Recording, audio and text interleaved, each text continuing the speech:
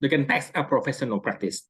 I am the CEO of a social enterprise in education and training in Vietnam, which is called GAP Institute.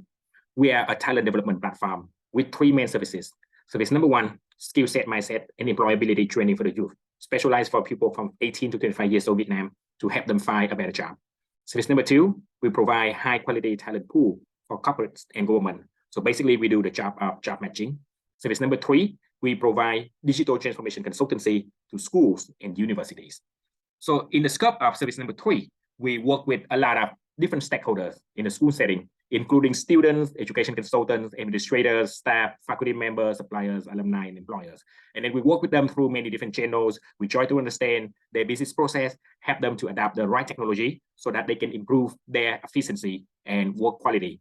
We build out the system of engagement and manage the data for our clients. And then also we use that one to develop business intelligence so that our client can successfully digitalize their business. In my POP, I try to focus on three main groups of stakeholders, including administrators and staff in the school, faculty members, and students. However, let's step back a little bit. So in this diagram, it shows the whole relationship system. So universities in digital transformation, they receive financial resources and investment decisions from the school owners or maybe the boards of trustees. They're working with tech companies.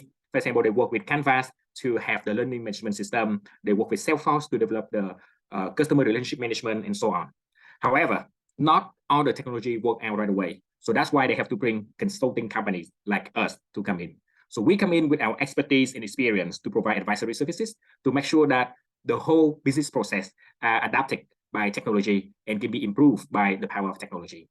We're working with IT department and digital teams of the universities, and we provide consulting, we provide training services to the key stakeholders of the school.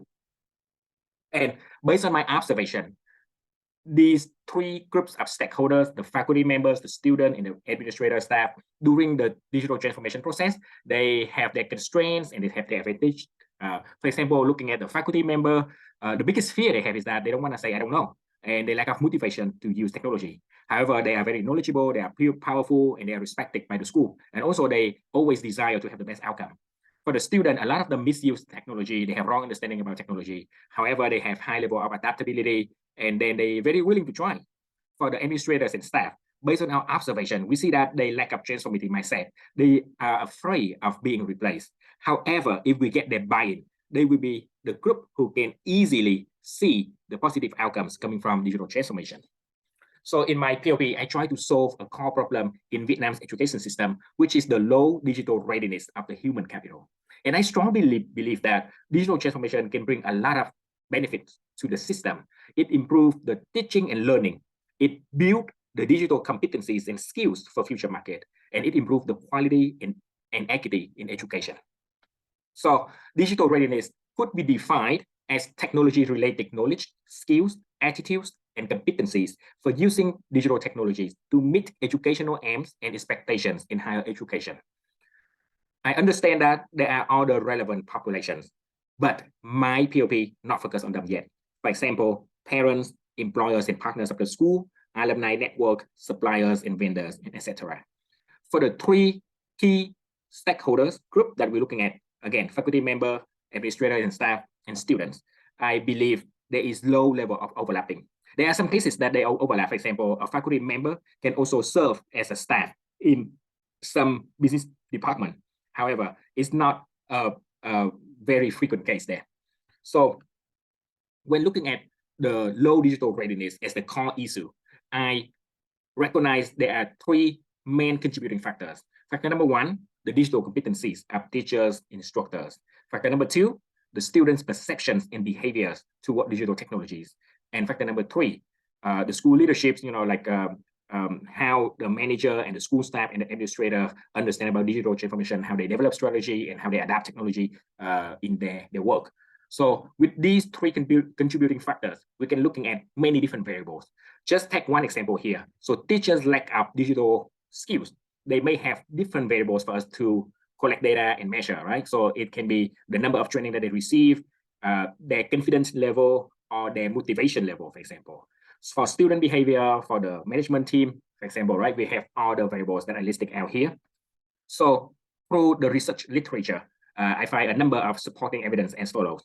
For example, looking at teachers' capacity and readiness, there are a number of research showing that teachers in Vietnam did not have effective teaching style. They don't have appropriate knowledge. They don't have experience with blended learning. When they move students to online platform, they have difficulties managing them. And then when they use technology, they have higher workload. And this is also similar to other countries. Vietnamese teachers, they lack of experience with data analysis, which is a constraint so that they cannot maximize the power of technology yet. If we're looking at students' perceptions and responses to digital transformation, there still existed several limitations to online learning. For example, students still prefer in-person learning. They say that online learning is lack of face-to-face communication. And depending on the majors and the student backgrounds, they may have very different level of self-efficacy here. It also shows that students with higher maturity will have a higher motivation to learn in an online setting. Another study in Europe showed that the transition from offline learning to online learning actually decreased the opportunities for knowledge transfer and lower the interaction quality. Let's talk about the role of school administrators, school leadership, for example. Vietnam was among the 12 Asian countries where education leaders only had partial or no digital plans for education. Another research in America showed that key challenges for school leaderships were identified as shortage of staff. They don't have the staff development program. Even the school leaders, they don't have the right strategy for online communication. They don't have the right strategy for customer care, so they don't know how to communicate with parents. And then a lot of schools in Vietnam, they don't have the right digital devices. So in my participant observation, I use a very basic framework here. So I observe the activities, the environment, the interaction, the objects, and the users, so that I can sort of understand their pains and also understand their goal. And here's the list of references that I put out for this work. Thank you so much.